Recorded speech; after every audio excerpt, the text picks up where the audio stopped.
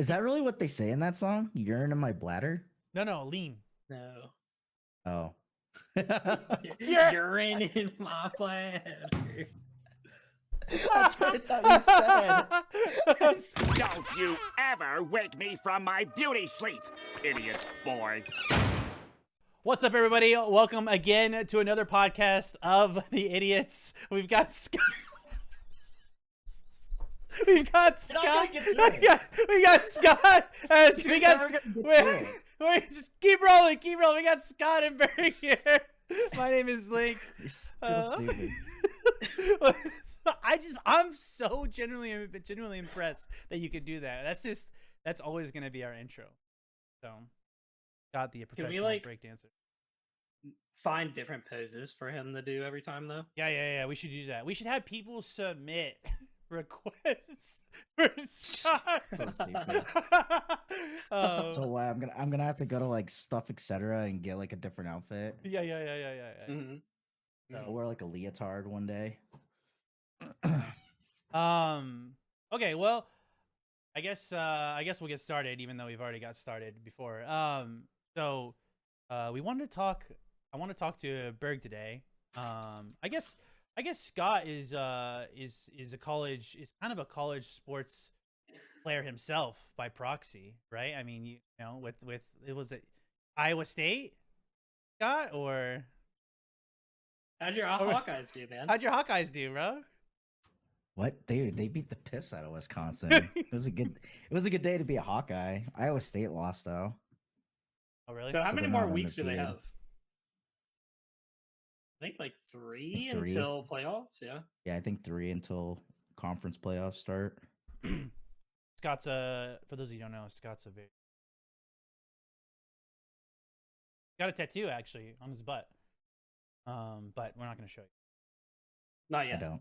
Yeah. But what? Yeah, I was gonna say that'll be on the Patreon later on. Oh yeah. Ooh, little Scott Patreon. Yeah. Or the other site that Well, we'll get in. We'll talk about that. Mm-hmm. But something that's interesting, and I know quite a bit already, Berg, but I think it would be interesting to hear like the whole story. You play esports. You're on the esports team for WVU, right? Yeah. You're definitely starting, right? You're like the best player, obviously. Oh yeah, you know me. Every day I'm scrimming, right? Yeah. How did that happen? Like how did you join the team? Because you were already at a university before, right? For rugby. Yeah. Right. So do you mean like where did I start esport in general, or what do you mean for collegiate specifically? I guess there's a lot of people like who are in college and at university right now, and they're a lot of them are probably interested. Like, how do you join in my esports team? How did you become a part of the WVU? Yeah, the way that I actually like became a part of them was pretty lucky, honestly. I feel like for the most part, collegiate, at least like the top level, they actually go out and recruit their players like how any other sport does. But I was pretty lucky in the sense of I was playing Valorant for the club here, and randomly, I hit up some of the varsity players and the director, and I was like, hey, I gave him like my credentials because I have experience competing in other things. And I was like, if you guys need somebody to come fill or you need a sub or something, I'd definitely be down for that. So I already gave him like my credentials, hit him up. So then nothing really happened for like 6 months ish. Like no replies, no nothing. I was kind of just vibing out, doing my own thing. And then there was an opportunity where they did need a player. So they went to the club and they basically held tryouts, and then I got super lucky, and then they wanted to pick me up instead of another guy, and it was like very, very tight of between us two. So it was like a very split decision. And then they liked me after the semester that I did play for them, and they wanted to keep me like on the program. What's like I know that it's changed up, right? Like what is the like training regimen just for like, if you're leading up to a tournament or you're leading up to an event, how many days, how many hours are you playing with the college team? Because didn't you have like practice times and stuff like that, scrim times? Yeah, so it's just like any other sport, really. It's you just have scheduled practice for uh X amount of hours per day. But I think like how most games do, at least like I play Valorant, so I can speak for Valorant. Um, we scrimmed for 3 to 4 hours a day, and then Mhm. usually it'd be 2 hours of scrims, and then either an hour or two of like VOD or like drawing up strats or whatever on like Valor Plant or like something like that. Looking over VOD. Mhm. Did Yeah. Scott, did you have an esports team when you went to college? 'Cause, No, yeah, we're we had we're we had boomers. clubs. You had We had clubs? we started a league club. Oh God. Yeah, because that was like the only game I was playing on PC at the time. I went to So yeah, yeah, I went to UCI for my undergrad, and right when I like left, that was like 2011. I think it was a little shortly after I left. Maybe like in 2013, they actually made like an esports arena. And by arena, I mean like there were probably like maybe 50 computers, right? And then they had like a small stage, right? That basically was just 5 computers here, 5 computers there, and they faced out to the you whole actually had entire. an arena though. Oh, that's pretty cool. Yeah, yeah, yeah, Yeah, yeah. I mean, like it was more like a cyber cafe, a big cyber cafe, and then there were like if the people who were competing on stage like were just facing out, looking out, in the That's rest of pretty the cyber cool. cafe. Yeah. Hmm. My first semester here, we were in the middle of building our facility. So my first semester, I came in thinking like everything was already going to be done. Everything like, oh, I'm going to go to the facility. They said that they have practice there and everything. I go in. First semester, it's a computer lab, just a normal classroom. Uh, Literally just rows of computers, but like I think we had maybe 30 gaming PCs, and then the rest were just like regular PCs. So I don't know if they held class in there anymore at that time, Mm-hmm. but yeah, it's definitely a big upgrade once we actually did get the facility and then we got out of there. So it's actually pretty interesting that like you had like it facing out. You know what I mean? Yeah, that was after I left, but I knew that they were doing that, and then so I guess going back, like, how did you find out about the Valorant Club? Was there an ad for that? Were you just walking by and saw a flyer? Like, what's up with that? No, so they do have gaming club vouchers, or not vouchers, but like papers they put on like the bulletin boards and stuff all throughout campus. Uh, but I compete like I was competing I think in PUBG at the time, Mm-hmm. and I was like, oh, I wonder if our school has like anything esports related. And then I literally just looked up WV Esports on Google, and I originally first joined the gaming club, or no, I joined the official WVU Esports Discord, messaged I think it was my roommate now, who's Jay Chronic, and I messaged like the director, and they said, "Oh, we'll keep you in mind or whatever." But for now, like we were like, "Oh, we have a gaming club that you can join there. It's open to everybody." So I was like, "Okay, I'll just go vibe over there." And I actually found some pretty good people through the club.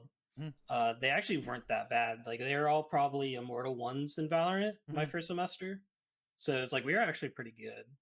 But after that, it kind of just like Like, I guess that's kind of the connection, right? Is to find a club, then kind of network, and then maybe you'll get picked, right? And you got super right. lucky because I know like these days like they're just recruiting out of high schools, right? I mean, some yes and places probably no. right. Yeah, yes and no. A lot of colleges right now is the boom. Like esports is booming at an enormous rate, and there's not a lot of rules right now. So what they're doing is they're getting literal ex pros or tier 2 players to come play collegiate and play for scholarships and get their schooling done while still playing video games, because esports is not feasible to live off of unless you're at the top level. Right. So there's right, people right. who are like, maybe not making as much money and can't make a living. They can at least go to school now. Right. So it's like a big boom. So all these colleges are literally poaching pro players and like ex pro players right now. I wonder if there will be a route, because I know with the esports stuff that I did, right? We were doing at the very end of the DGL, we were doing stuff for Overwatch, high schools, right? So Overwatch is in high school, leagues in high school, Rocket Leagues in high school, right? So yeah, I mean, so what games does WVU have, right? They've always got Valorant. WVU has Valorant. We have Rocket League, women's and men's, and we have COD. Hmm. And then that's our 3 teams. Yeah, Well, 3 games, 4 teams. I'm terrible at Rocket League. I'm so bad at Rocket League. That game's been around forever. I was like, car soccer, I'm not good. Dude, what's crazy is before I even went to college, I was the highest rank and I was top 1K in Rocket League. I think that was whenever I first started playing with you. Mhm. And I would play with a guy who was also going to WVU, like he committed already, Mhm. but there was no esports program back then. Mhm. So he was just going to WVU, and I actually jokingly like went to him and I was like, "Hey, if I come to WVU, we should make like a Rocket League team." Mhm.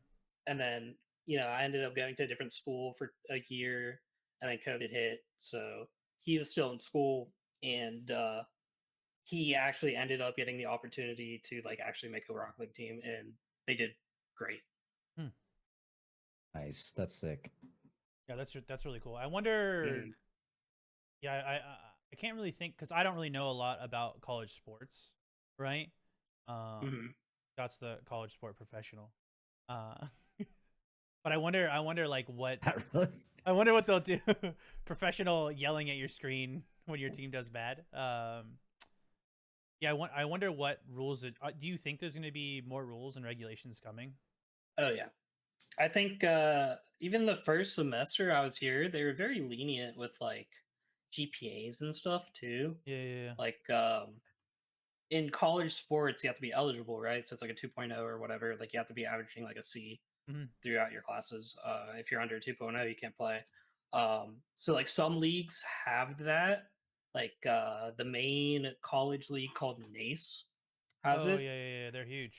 They're in Overwatch Yeah. too. They're everywhere. hmm Yep, everywhere. Yeah. And so that's being more normalized now. And I think with like poaching the pro players too, I feel like what they want to end up doing is having it be uh, like actual real sports Mhm. where you have to poach from like high school. Right. Because a lot of high schools now are having Overwatch and Valorant and Rocket League teams. So it's like more feasible for them to like actually grow players now Mhm. and maybe like push them to a pro scene, or at least poach them to like be at that top Rocket League level. Right. Yeah, Nace, like right, is really tough. I remember like in the Overwatch scene, they were like cracking like a lot of those companies are starting to crack down on what you can and can't do and what leagues can exist, right? Like I think Riot is partnered with Nate, right? And they basically killed off everything for League. It wasn't. There was another. Oh, I can't remember. There was like another league, and like it's pretty expensive, right? It's like Yeah. Do you know how much it is? I don't know how much exactly, but I know it's like way too much. Like I it's not feasible to have. is it like 100 per player or what? For NACE for like Mm. signups. For the gaming club, I can remember I paid $50, I believe, so 250 per team for NACE, and that's Per for semester. that's per semester. So 250 plus, I think it was like 25 for subs. But you so and I don't know if you can answer this. Did you sign anything like when you joined the team, like, My or first semester. yeah, I'm just like wondering, like, you're like, you had a bad game, see you later, like you're no longer part of the team. Like, is there any protection, right? Because like in college sports, right, you're protected kind of, right? Like, Yeah. hmm um like So with my first semester, we played in NACE, and we played. It might have been NECC at the time. I can't remember. We played one other league, and I know for NACE, every semester they make you sign a intent to play form, Hmm. and you can only have so many people per semester sign that. So, okay. Yeah, so you can't really get kicked out. I In mean, a you can't semester. get kicked out. Yeah, In a semester. in a semester, yeah. So you can't really get kicked out if they don't have the players because then they won't have a team. Okay. So yeah, it's like some form of protection. Hmm. Yeah, there's a lot of I mean we've talked about this with the Overwatch franchising, right? Like that's something different than college esports. Like I was pretty franchising is good, but for those that don't know, like franchising is like when the well maybe Burry you can explain it a little bit better than me, but basically like the team spots are like set, right? So like you try to make it like NFL, like you don't have new NFL teams or new NBA teams coming in every season, right? They try to do the same thing in Overwatch where it was like the same 8 team names, team organizations, and then they would just try and recruit players. But it makes it, and then they also did the same thing with Valorant, right? Right, yeah. So and then it kind of ruins like the rags to riches stories. What was that? Oh, I can't think of that one team that like came up from like nothing. Trent, I think For it was Valorant. Trent, right? Yeah, Trent was on. Was it? Well, it wasn't for the YFP. Whenever Trent was on there. No, it was after that. It was after that. I remember Yeah, their name. I can't remember that name, but that was so sick. Like we were like, who are these people, right? And franchising just kind of ruins. So yeah. what's your? How do you feel about? For collegiate, I feel like it's a good thing. So what they do now is they don't franchise, but they have like an upper level league. So we're part of like 6 teams that like are at the top level basically for our region. Okay. And then there's like a league, and then the top 2 from that league also comes up and plays us. So it's like we kind of stay at the top because we've been at the top and we secured our spot. And I think that's really good. But for franchising, I think it can be good if what their goal is now, at least for Valorant, is to like, recruit from high school and up. I think it's like a good thing in that department. But I think if you're looking at a pro scene, maybe franchising isn't so good.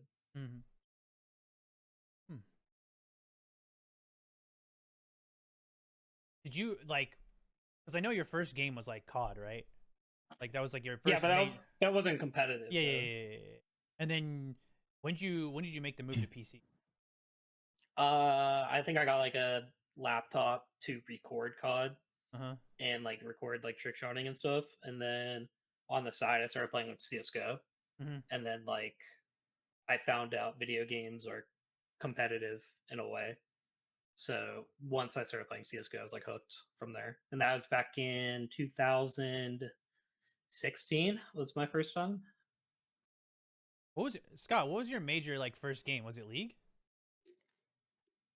Like competitive. Probably competitive. I mean, define competitive. I mean, you were grinding ranked in League. Yeah, you were ranked. Yeah. Probably League. Yeah.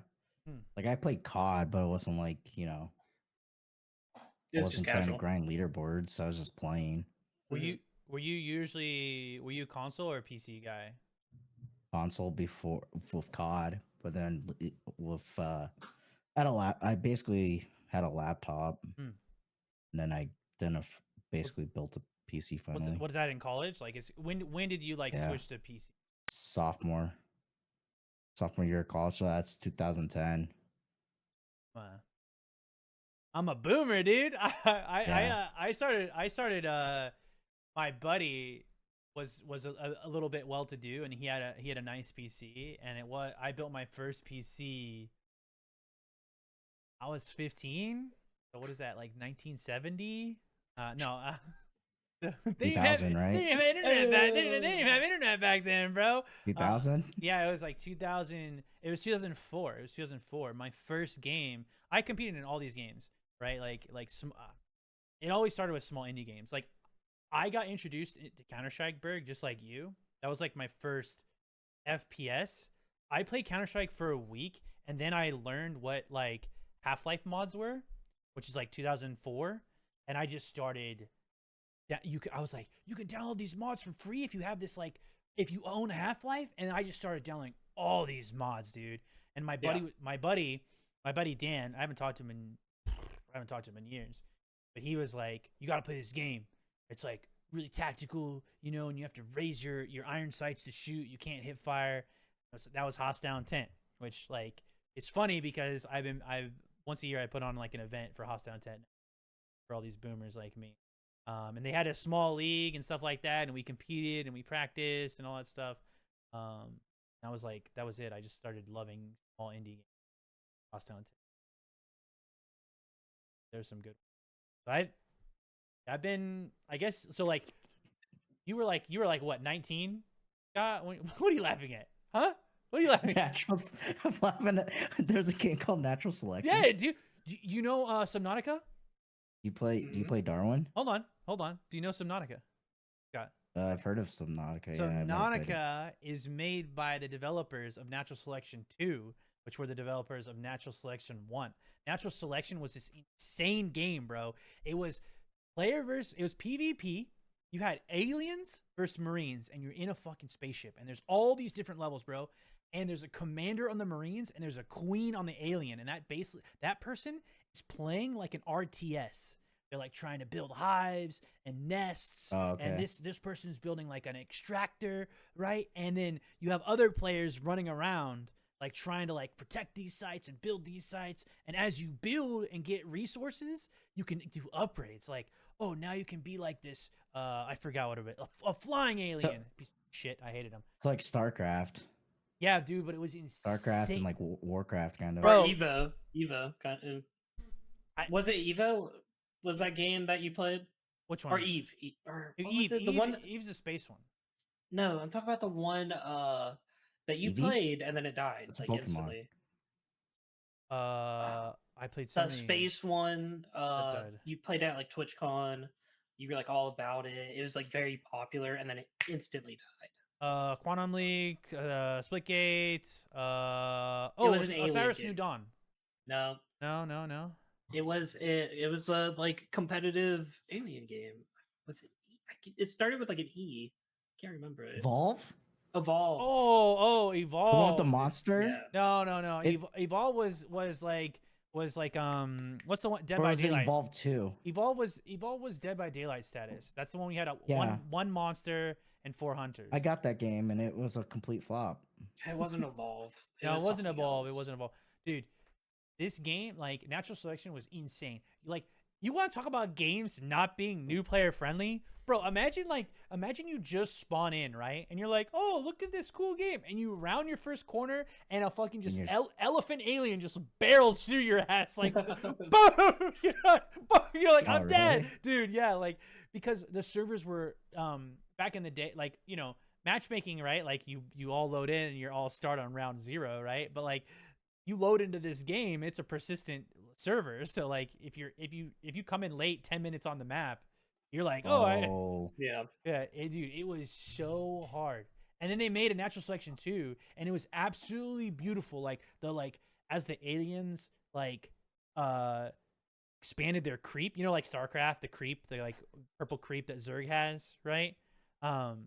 Sure. Not really, but sure. Go on. I played Warcraft. But other people know. But it the stuff like went on the sides of the like hallways, and it was a beautiful game. It was so fucking hard though.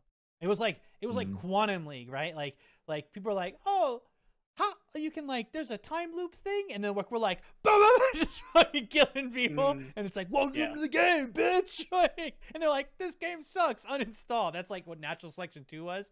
And then Unknown Worlds, the developers were like, let's just make a single player game, and then they made Subnautica, which did 1,000,000 times better than Natural Selection. But yeah, that's a tangent. There were so many cool Half-Life mods, and like you could just find them and download them. It was just all for free. So, does modding even really happen anymore as much? Oh yeah. Oh yeah. Maybe not so much like for competitive, right? Like they shifted. Hmm. But like you can find like stuff like Bannerlord, Skyrim. Like you look at those people that mod in those communities, and like Bannerlord, I think is what like I think it is made in 2012 or something, and they're still modding it. Mm, So it's just like a different type of mod, right? That I people are actually, starting yeah. to do. I actually know a guy. He used to play Insurgency. His name's Shrike. I hadn't talked to him for years. He played like the OG Insurgency, right? The one that looks just as good as Counter Strike.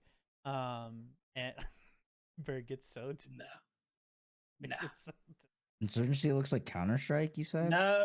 you're talking about how good it looks. So Berg and I got in this argument where I was like, dude, Insurgency Source and Counter Strike CS:GO side by side look exactly the same. Yeah, CS like Source 1.2 Maybe, or 1.6. yeah, maybe. Yeah, Not maybe CSGO. CSGO looks way different than Not CS2 Insurgency. now either. CS2 is fucking beautiful. that's true. Um, so where was I at? Where was I talking just now? What were we talking about? Insurgency. Oh, Mods, no, mods. Yeah, Half-Life. so Shrike, this guy comes back. He's fully modded that Bannerlord. They made like a whole like Shogun like samurai thing, and he's doing like a lot of the scripting for that. And it's like a whole team, dude. Like a whole it's a whole rework. Like I heard they did like a whole It's like not House of Dragons. oh, that'd be crazy. One of those. It might have been House of Dragons. They've done Lord of the Rings full expansions. You know, it's crazy. So like the modding these days like is like that. I think Or it's Game of Thrones. Sorry. The big I think modding is hard because developers you know like for OV people were asking about like okay, so Thunder Tier 1 is one of the games that was kind of a competitor to OV, not really. I mean there was and it was a beautiful game.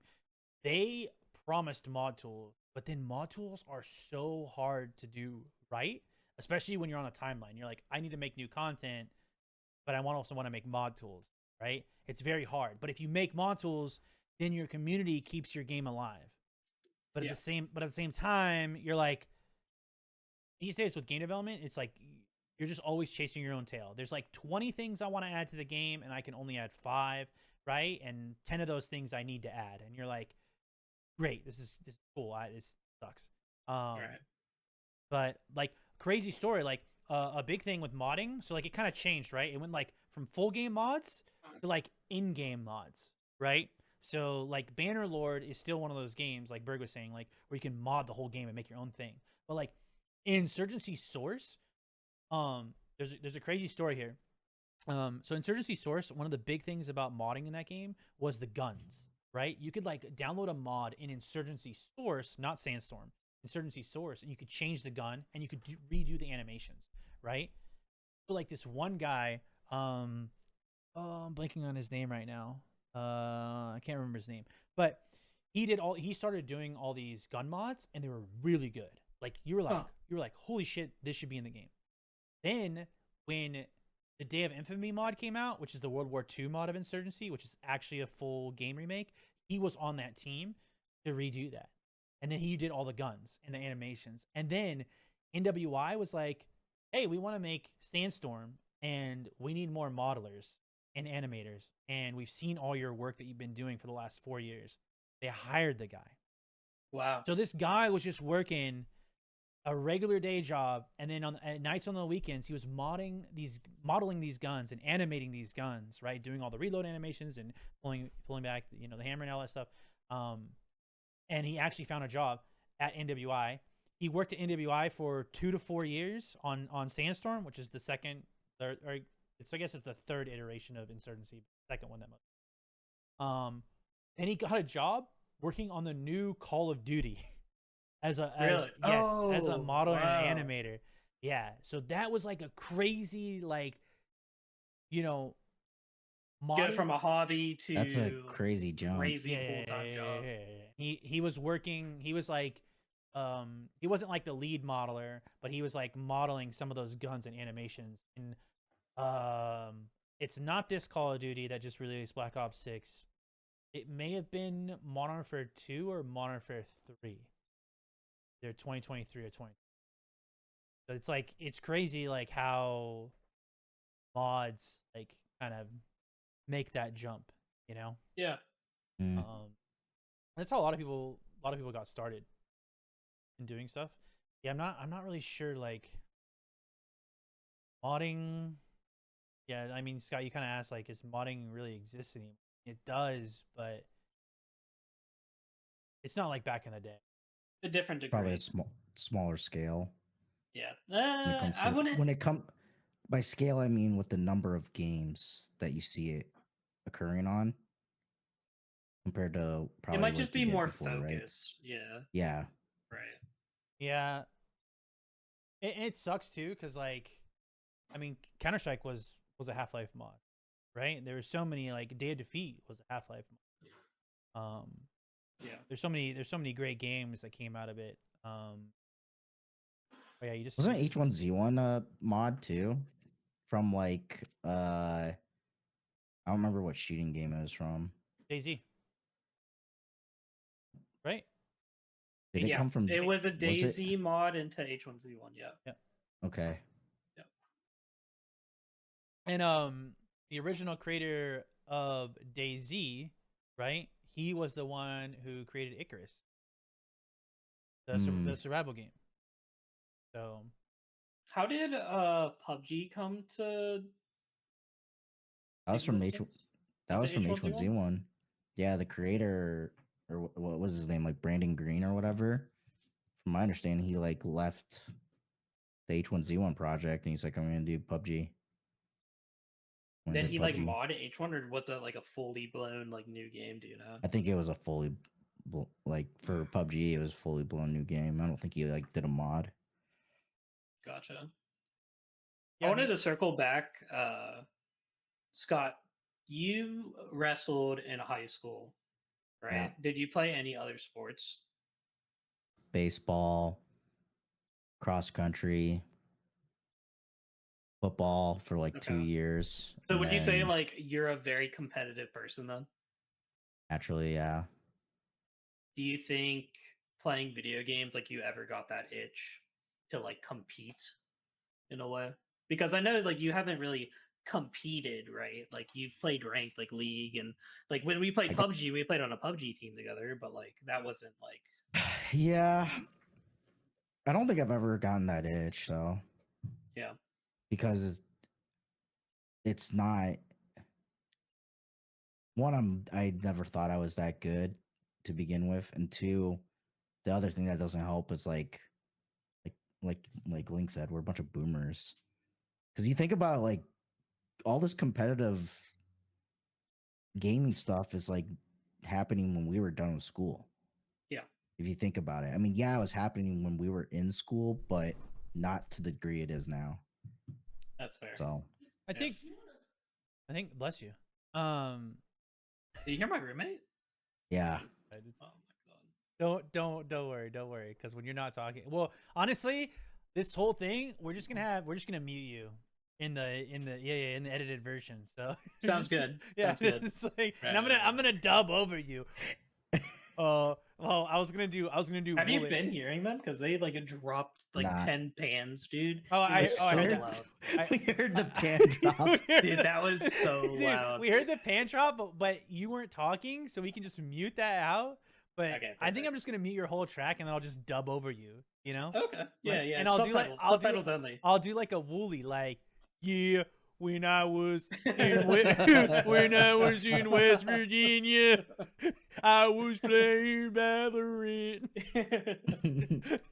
Well, I think, and Berg and I talk about this, Scott, and I want to believe it because it makes me feel better. But I think that, I think that it doesn't really matter like when you start competing in video games. It just matters when you started playing video games in general, right? Like as long as you develop those reflexes, have some cognitive ability, you know, to discern and differentiate. Like sports really help, right? I think sports can really help transfer over into esports, but there's also the reflex. Like if you have the reflexes and the motor control, then that really helps. And then image recognition. Now I think age obviously is a factor, but I don't know. I know we've talked about that. I know it's like a super common thing where a lot of athletes who maybe it's not that they can't do activities like in real life anymore. It's more of just like they don't have the time. People, have lives. They have to go to school. They have to get jobs or whatever. Mm-hmm. Like speaking of Wooly, like Wooly's a prime example. He's a professional PUBG coach currently. He's ex-player, played for like Energy, Sonics, and he was an athlete too. I know he played rugby for X amount of years. The crazy thing about Wooly, and we'll get him on someday eventually. But he actually got into esports kind of late, like not too late. I guess kind of where you're at, Berg. Like he was 24.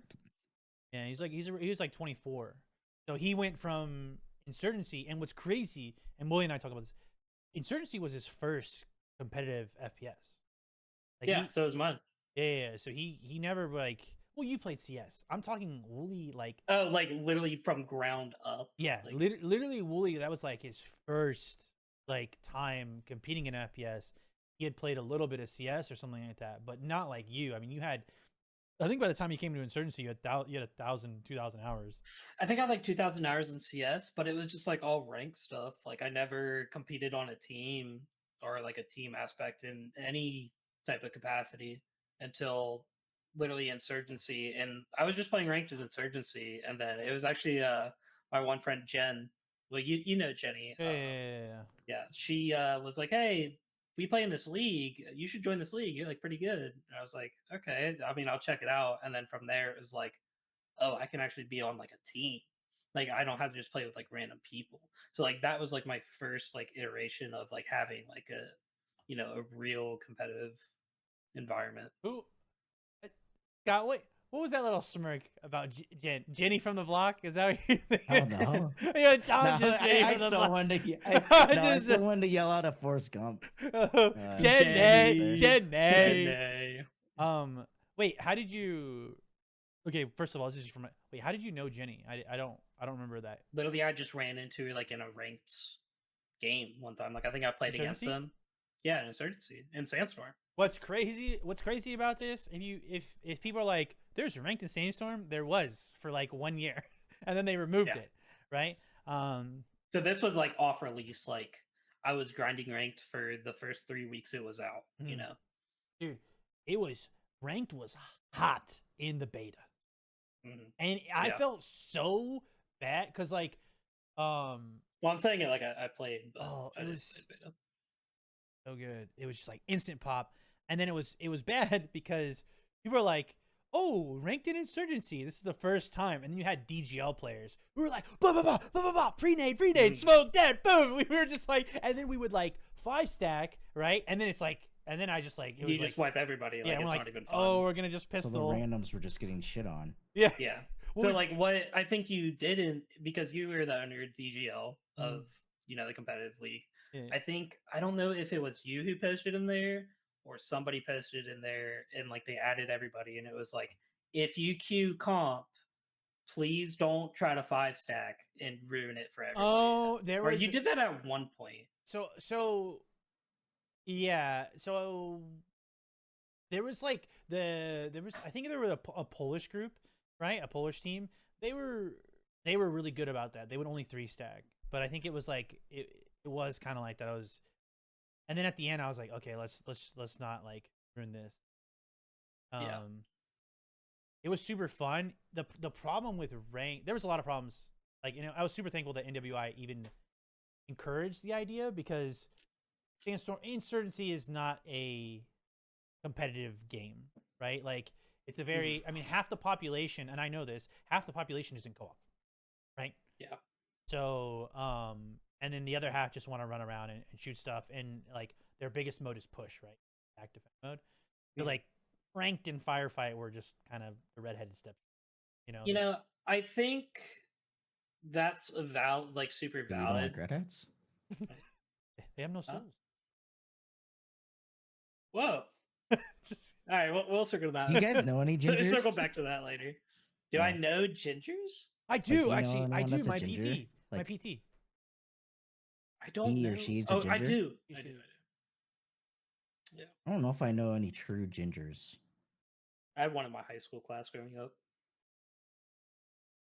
Anyways, what were we saying? Okay. Anyways, we were talking about like how we like let people know like not the 5-stack like lobbies, right? Mhm. I'm in the Splitgate pub Discord, Mm. and like all the best pros are in there, and they literally say like, "Hey guys, for the beta for Splitgate 2 coming up, let's limit the teams to only 2 to 3 people.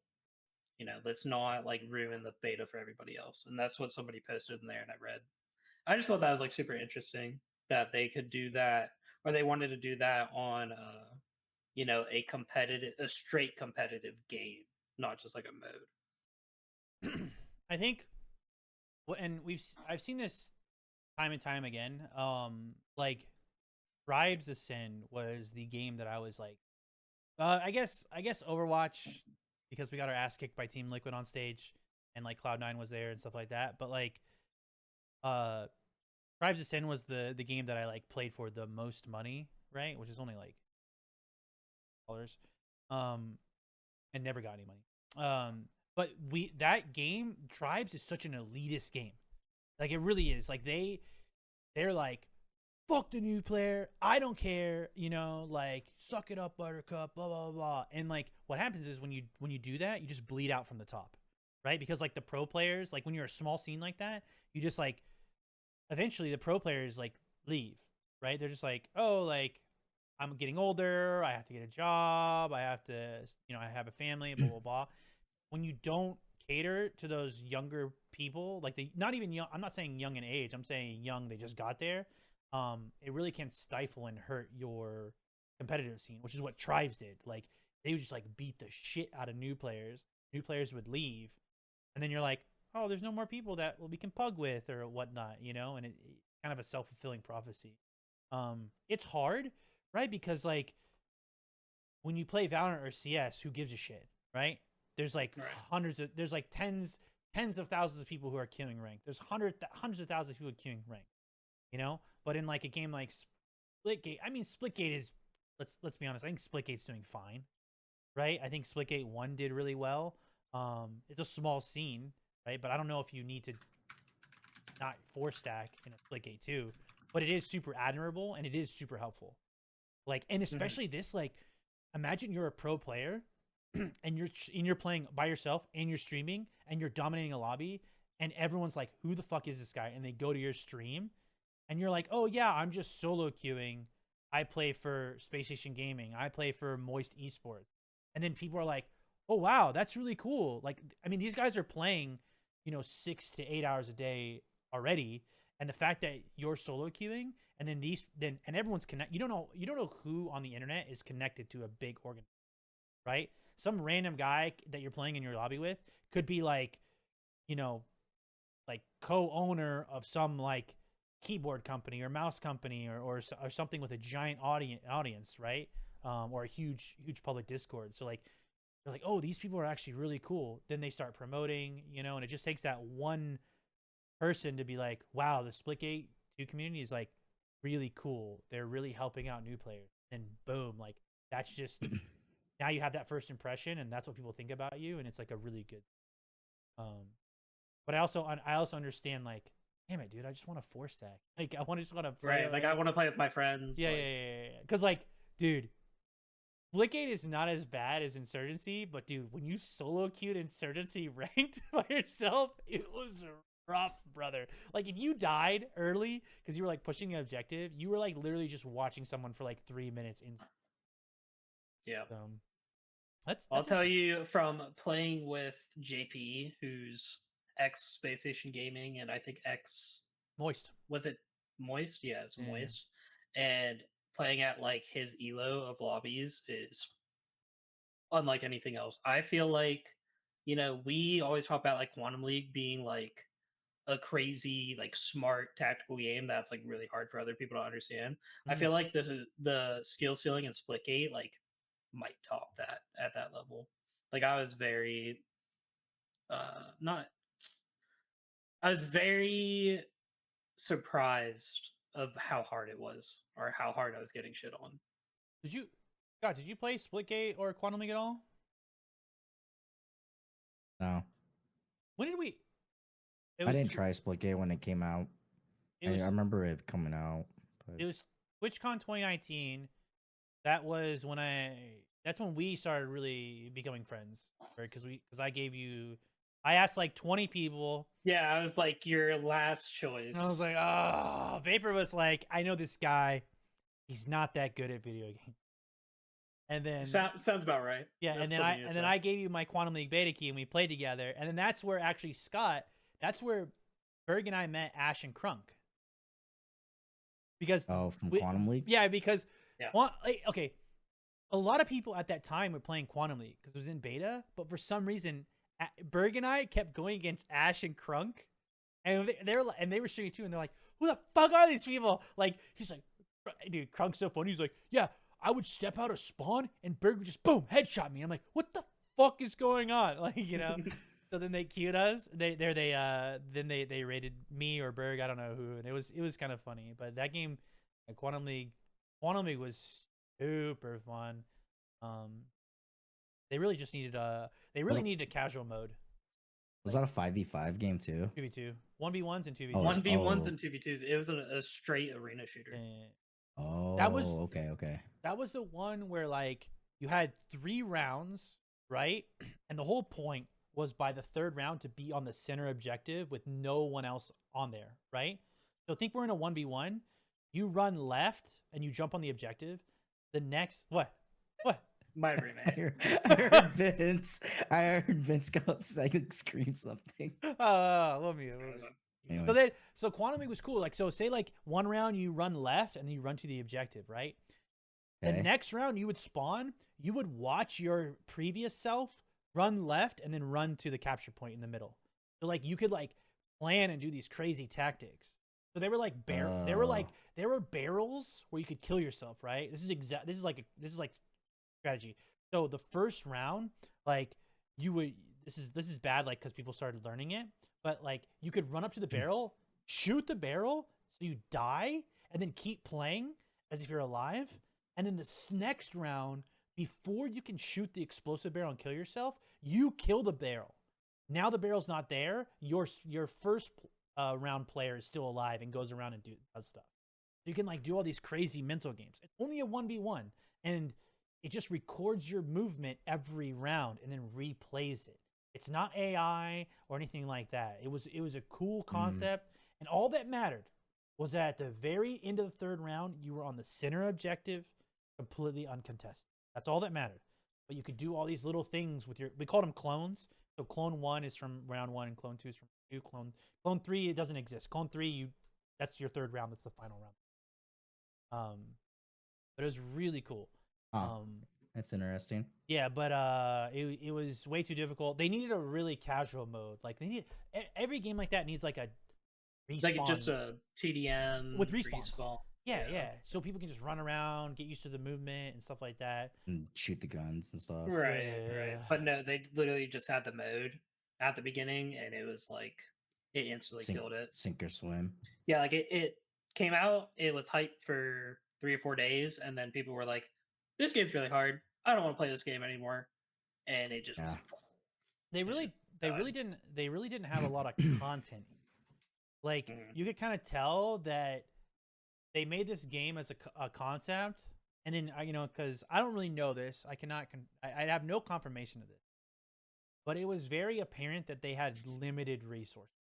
Like they did not come out with a new map, they didn't come out with a new guns, right? All they kept doing was coming out with new skins. So it's like their parent developer, whatever, was like, "We made the game. This is all we want to work on this game. Just make new skins, and that's it. And if the game does well, we'll put more money into it." But it's kind of like, if they had gone a little bit farther, right? And then they made the bad part was too, this is what happens a lot in game development, and this is like very important for indie developers too, is you can't do everything, right? So just do a few things right. Insurgency had this problem, but survived, right? Somehow. They at Insurgency Source at one point they had 10 game modes. They had like it was crazy. So you split your player base, right? If you only have 1,000 players and you have 10 game modes, right? Let's just, for all sakes and purposes, let's just say it's even. You've got 100 people playing each game mode, right? Like it just limits the population. And like Quantum League, they made TDM, but it wasn't. It was an actual round based TDM, right? So, that they should have just made a straight up respawn TDM mode, 1v1. That would have been fun. It was a good game. We had a good time. They changed the guns too. Really bothered Berg and I. Like everything was so furry. The sniper and the pistol were so good. Yeah. And last minute they're like, "Oh yeah, the beta before launch. We changed everything, guys." Oh, it was like no, why? The guns felt so crispy. It's just like the same thing of like Tarkov in a way, where Tarkov in the beginning felt so good, and then they changed the guns and the movement, and now it just feels completely different. It's just like a different game. It's just like, why did you mess with some of this stuff? So wait, for Tarkov, did you guys play before Inertia? Oh yeah. I know. Yeah, Scott. I started right when Inertia was first implemented. Yeah, so he got hit with the big Inertia at first. The first one, which didn't feel awful, like if that's what you were used to, but you could tell at times it was like, dude, this is kind of rough to move around. But it was the falling wipe because they added all the weight changes. So like you would be going in a raid like fucking heavy already. Look, just like your gun, your backpack, and all your gear. Like no extra items. So the minute you pick something up, you're like, oh, I'm fucking fat now. So like every combat you're in, it's like you had to throw your fucking shit on the ground, and to make yourself like have less inertia. Because I mean, you're literally like floating across the fucking screen. It was, dude, that wipe sucked. It's funny. Those I was talking to Ubba, who was a full-time streamer today. Like Ubba's my buddy. I talk to him every day. But we were literally talking about this today. And he was a full-time streamer. He was like as professional as you could be at the time. He was playing in all the tournaments, all the Pescilly tournaments, if people who know. And literally the game felt so great with no inertia. It was actually very skill-based. It was very quick movement, which it is what it is. But as soon as they added inertia, they just killed the skill ceiling so much, because like you have to level all your stuff, everything has to be leveled, and even once you're fully leveled in Tarkov, your strength, it's still not good. That's Go ahead, Scott. Well, like the crappy part of that too is just like, so with the inertia, and you got the people that grind the game, that people that stream the game or like take it super serious or no life it, so they're getting their strength up, so they are able to have quote unquote less inertia. So it's like people that just play the game eventually just there's a bigger gap there, and so the people that don't play the game every day, your 8 to 5ers that come home like, hey, my kids are now in bed, I want to play like 2 hours of fucking Tarkov, and then he just like get shit on. Yeah, right. And that's like an issue of not being, or the game not having like an elo system, right? So like in other games it's fine, because people are leveling with you, so it's like they're keeping you around the same range. But in Tarkov, it's like you can play somebody who has 1,000 hours this wipe and you have 20. It's like, it's just not fair. Yeah, Tarkov overall has always been a great game. Or not for me. That's the thing. Right? Like I understand it. You guys all like it, love to hate it, hate love. It's a toxic girlfriend. It's a toxic relationship basically. But for me, that was always the problem, Berg. Right? Like I hate grinding. I hate that people that I hate in games where people who have played longer have better stuff than me. And I know people have been like, oh, it doesn't matter as long as you get the right ammo type and blah, blah, blah. But it's like, Tarkov is a good game, just not a good game. It's a very, very hardcore game. I really liked Arena. Mhm. And I know, like, Berg's like, God. So, I really liked Arena. I haven't gone back to seeing the changes, but I should re-download and play Arena. I don't know how it's doing. It's doing pretty good from what I I know. think it's fine. I- I don't like the idea that you can play Arena and then it'll help you and boost you in the Tarkov game. Yeah. I know there's mixed feelings about that, but I think the only thing with that is just if you're gonna do that, just then let everyone have Arena. Yeah. Why have it where they're two separate games, Well, you but know one why. benefits? Oh yeah, money. Well, yeah, it's about money. Yeah, but yeah. but it's just it doesn't make sense. It's like, well, I didn't want to spend the money to get this other game. Like I didn't want to spend another what $20-$30 for Arena, but there's people that did that or paid this whatever additional to get it for free, and they're able to play that and level their character and get better guns and get gear and shit like that. Yeah. It's In just like early it seems wipe, like that's a when it weird. matters too. It's just a weird concept to me. Does it I don't help know. It's that just much like though? Yo, in early game, yes. Really? I mean, Yeah. For yeah. me, so like I have the base cheapest level of the game. Scott has like one of the highest, and like he is significantly higher than me in terms of like item quality, basically. Pay to win. And Scott pays to win. yeah, yeah, it's pay to win. I mean, the addition that they added that's higher than Scott's now is like what, $50 more, Scott? I thought it was like 150, right? I can't remember, but For either the way, blue it's like one? X It's a amount of lot of money fucking more, money. and you pay for 2 inventory slots worth of inventory. It's like not that big at that point, but like for base game, because I'm starting with like no money, no gear, no nothing, and if you have Arena and you get like a bunch of money transferred over, like you're just at such a big advantage. Really? Yeah. Hmm.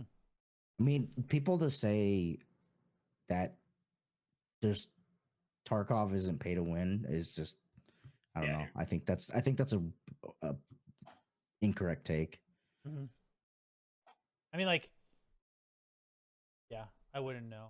I mean, can a person that can like clearly Berg kills people that pay the win, right? Mm-hmm.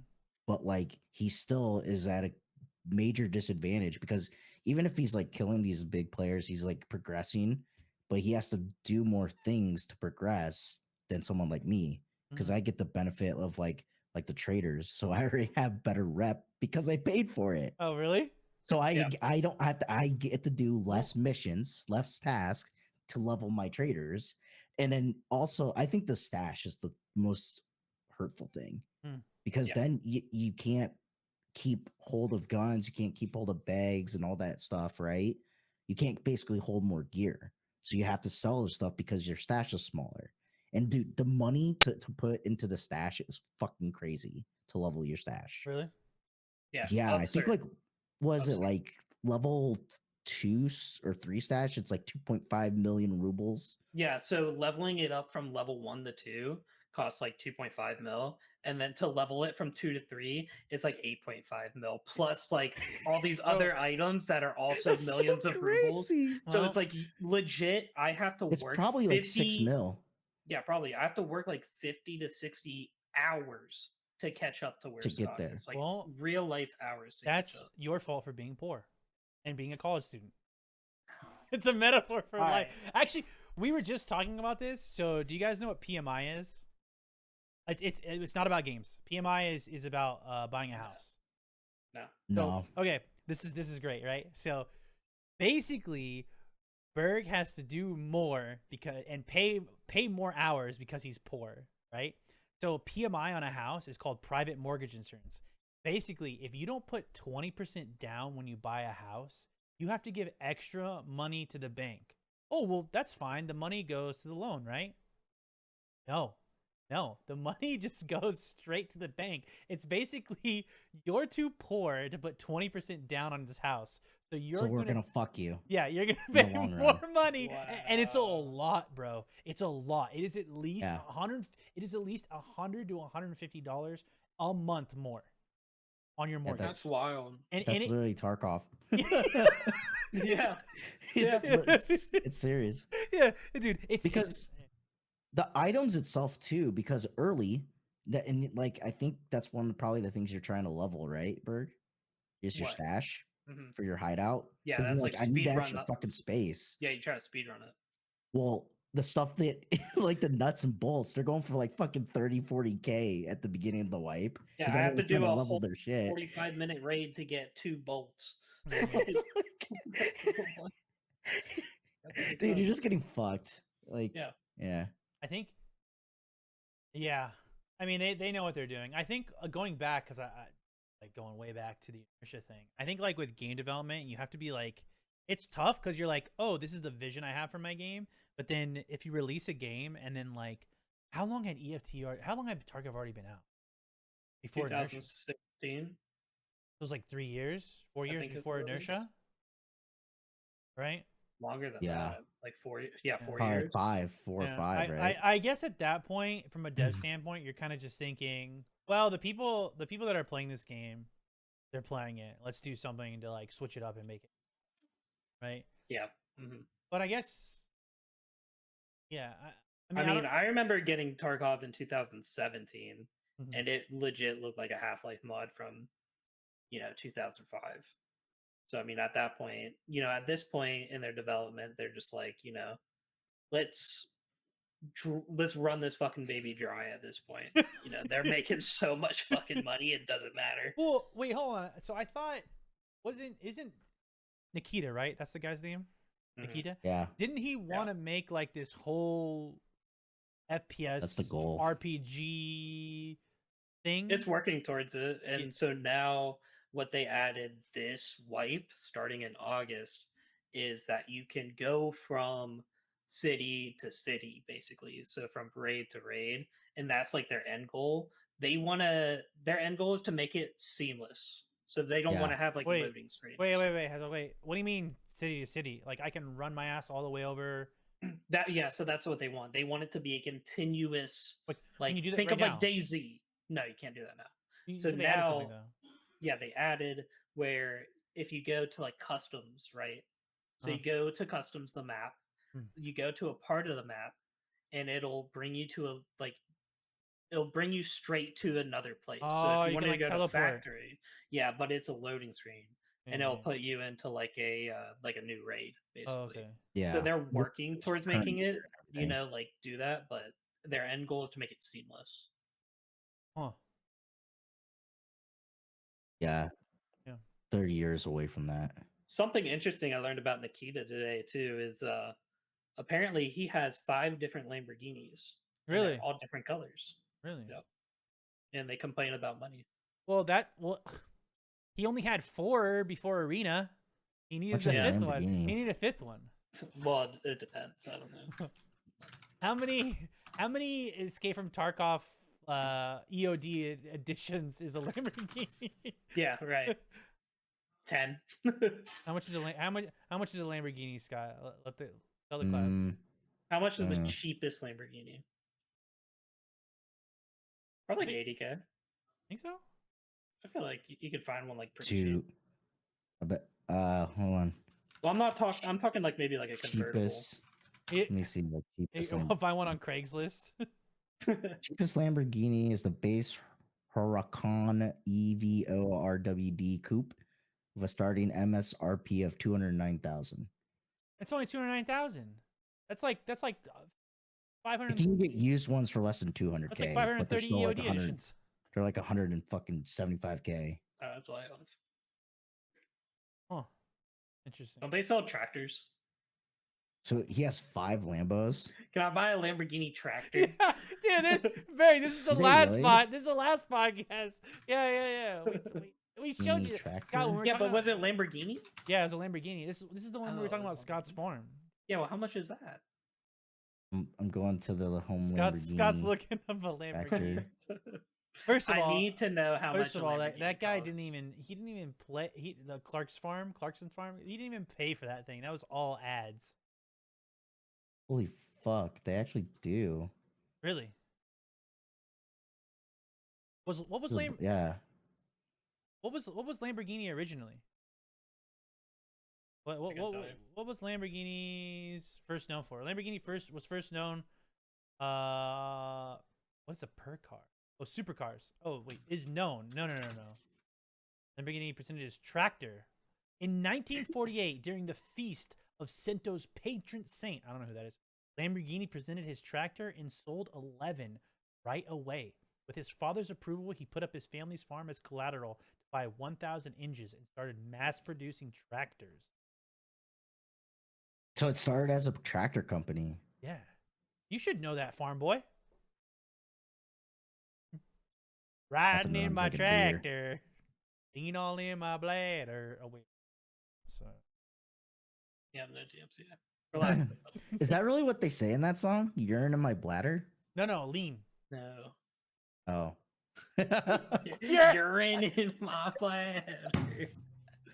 That's what I thought you said. I swear, I thought you said urine No, in my it's bladder. it's what does they say? Tractor. Riding in my tractor, lean in my bladder. That's not what they say. Or whatever, something, I don't That's know. not I what fucking hate. No, what is it? What do they say? Hold on, I don't know. Well, can we Riding just in my admit, like, country is tractor. probably one of the worst genres of music? Let's be real. It is. It is the lyrics. Lean It all is. in my bladder. It is. It is Hold on. urine in my bladder. No, it's not urine in my bladder. Oh. And first of all, some country songs, riding on my tractor, lean all in my bladder, cheated on my baby, you can go and ask her. My life is a movie, bull riding and boobies. Jeez. What? I'm reading. Yeah. Those are actually the Yeah, lyrics? those are actually. That's country music, man. That's pop country. I don't know. It's basically rap music for white people. Have you heard Jaboozy's pretty good. Boozy. Who the Jaboozy. fuck is that? Well, to be honest, I listen to another. He has a That's a bar country song. artist. Yeah. Shaboozy. Sounds like a rapper's name. That sounds like a rapper's name, dude. Jaboozy. Well, I think a lot of like country singers now are kind of doing like country rap. I mean, dude, look at Yeah, it's, look at it's Posty. pop, Look at pop Posty. country and country rap. Post Malone, It's dude. literally that's why I say like popular country music now is literally just white people's rap music, dude. But the Yeah. thing, but I haven't listened to a single Post Malone country song. Apparently, he's killing it. I think he has like one or two that I like. I don't know. Other than that, I don't. Post is okay. Post is cool. He was Beyonce did a country album too. Beyonce's done like a everything. year ago. Next up is gonna be EDM. She's gonna become a DJ. She's going across the fucking. God. Yeah, Beyonce's going across the board. Taylor Swift Sometimes will produce her it's better to 50th breakup stay in album song. Sometimes people just should stay in their fucking lane. You know what I mean? Yeah, like stay on the farm instead of working in IT. You Yeah. son of a bitch. I'm Asian. I can do what I want. What? Okay. like, He's got whatever direction he wants to go. He can also, choose. how many Asian farmers do you actually know? Okay, American. let's Well, dial that back. here's Let's dial that the- back. How many farmers do I know? You're the only farmer that I know. For all I know, all farmers are Asian. Hmm. Yep. Yeah, I don't know how I don't think Link could survive one day. No, If we still had the farm that we had growing up, I don't know if you would last a day doing that stuff. What? I don't think he would. Like doing a day on a life on the farm for me, like when I was growing up in high school. With the back that I have? Absolutely not. Did you had 2 hay bales? Just like, oh, No, I mean like not that kind of stuff, but I It's mean like like one at a time. yeah. you know, In your jorts, your jean shorts. you're getting shit on your legs if you're wearing jean shorts. You got to wear jeans. So in the middle of the summer, I'm wearing jeans and rubber boots. Because when you're feeding pigs, right? It's hot as fuck out. So they're laying in shit and mud all day. Mm-hmm. So when you're getting in the pen and trying to feed them, they're like rubbing against you and you're just getting shit all over your fucking legs. Mm-hmm. I'd rather have shit on jeans than shit on legs. I'm very thankful for the people who are farmers. I will never Farmers around the country. farmers. ANF. What's that? American needs farmers. Is our podcast always going to circle back to Scott being a farmer? No. Is that just God. like Do the happy baby right now. Happy baby. Happy I baby. know. Happy baby. Wait, what do we Dude, call one it? of these days, I'm gonna like Yeah. not have my clothes on or something, One of these What? days. or one be of like these- in a speedo. like I said, the Patreon. One of dude, these that's the days, Patreon. one of these days, I'm gonna be like, "Happy baby," and you're just gonna split your fucking shirt by accident. You, Oh, rip them, you better Yeah. always be wearing underwear, bro. dude. We'll, That we'll, actually- we'll, so we'll, there's- we'll blur it out, but I don't know. There was one time I didn't do that, but so I was wearing like like those jogger jeans, right? Mhm. And usually like around the crotch area, they're like more structured to like handle stress, you could say.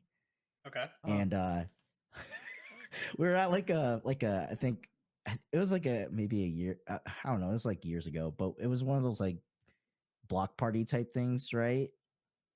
And so they had like music and DJs in like the street. Sure. And, like I remember dancing and like straight up like I went down and like I just heard I fucking straight up like in the inseam of my like jean short, like my jeans just fucking ripped all the way down, like the crotch was just No. out basically. So I had to go home. I had to get an Uber back to home, change clothes, and then Uber Yeah. back to All drink right. more. Well, Scott, can we get So- a happy baby to end the stream here? I think Or end the we- podcast. no happy baby. I think you guys have to do it. I could do I think I could do a half happy. Dude, I worked out legs yesterday. I think I can do a half happy baby. Dude, I didn't go lift today. I was This gonna is lift. like as far as I can get my. Bro. We can't get. All right, anything. everybody. Fuck. Dude, you got some great hammies, dude. Everybody, dude. thanks for watching the Idiot Podcast. We'll see you next time. Bye.